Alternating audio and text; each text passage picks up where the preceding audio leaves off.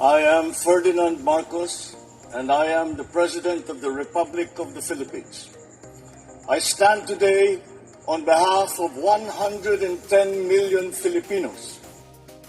Hello Universe, it's me again. Mayroon tayong upload videos, updates mga best. Nako po. Naalam nyo ba yung viral ngayon? Mayroong staff ng Senado dyan mga best. Nagmamariwene. Nahuli. O ito, para kompleto detalyado guys. Pakinggan nyo itong balita ng bilyonaryo, no? But before that, of course, don't forget to like, hit the button bell para lagi kayong updates sa aking mga upload videos. Nako, nakakahiya naman yan. Sino kayang adik, ano? Sino kaya ang, kaninong staff yan? Kay Robin Padilla ba o kay Cheese? O di kaya kay Bungo, kaya Bato, no? So, dito, sabi po dito ng, ng balita, pakinggan nyo. Pero alam nyo, parang nakakahiya naman ganun. Nahulihan ng staff, yung staff ng Senado, na gumagamit ng Mary Jane. Naku po, ano ba yan? Hanggang ba naman sa Senado? Ha? And tulad na din ng Davao City, di ba? 37 na empleyado, adik. O, positibo sila sa illegal na, guys, kumbaga, kontrabando. Ako po. Dapat lahat ng government official, magpapatest, no? Including si, yung mga official dyan sa Davao, si Pulong at saka si Basti, Sara. Si PBBM, walang problema yan kasi ligtas yan. Alam na natin na negative na yan. Nako, ito, pakinggan nyo ito Sunod-sunod ang mga isyong pumuputok sa Senado. Mula sa umano'y demolition job para mapatalsik si SP Cheese, para walang maging balakid sakaling magsampa ulit ng impeachment complaint versus BP Sara sa Pebrero ng 2026. At ang bonggacious at engranding birthday party ni Senate Majority Leader Joel Villanueva sa National Museum kahit lubog pa sa bahak ang ilang kababayan sa Bulacan. Grabe. Ngayon, issue naman ang nagtsutsongke sa loob ng Senado. Sa report ng politiko, nangamoy MJ ang Senado sa kalagitnaan ng sesyon. Nagmistulang sniffing dog sa mga kawani ng Senate Sergeant at Arms para hagilapin kung sino ang nakascore na pumasok sa session hall. Natunto naman ang isang babaeng staff sa isang CR sa Senado na nangangamoy tsongke.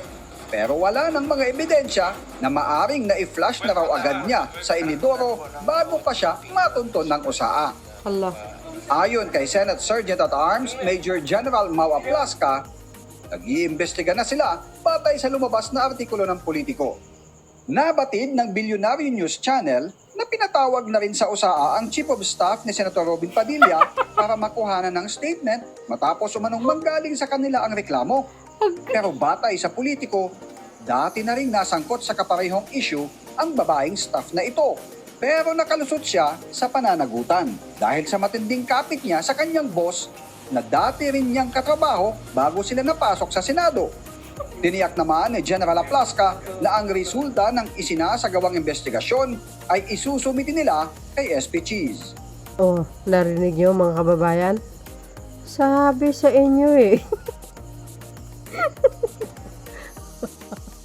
O, kanino galing staff? Kay Robin Padilla. Di ba paborito ni Robin? Di ba sinusulong ni Robin Padilla yung yung bills na cannabis? Ha? Galing.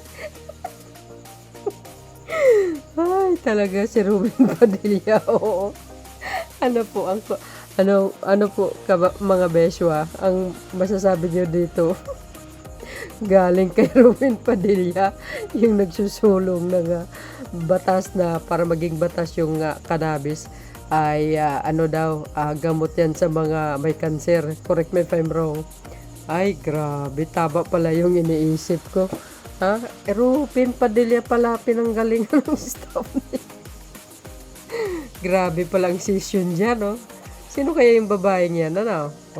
Dapat imbestigahin yan, mga kababayan. Nako.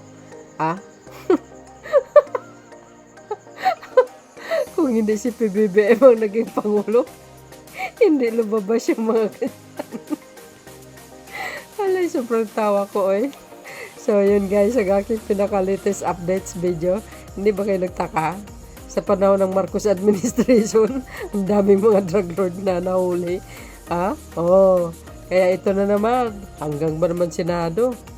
May session pala ng MJ yan. Naloko na. Ay, naloko na talaga ang mundo. So yun mga kababayan. Ayan po ang aking pinaka-latest updates video. See you again on my next upload. Bye bye bye and babus. God bless Philippines.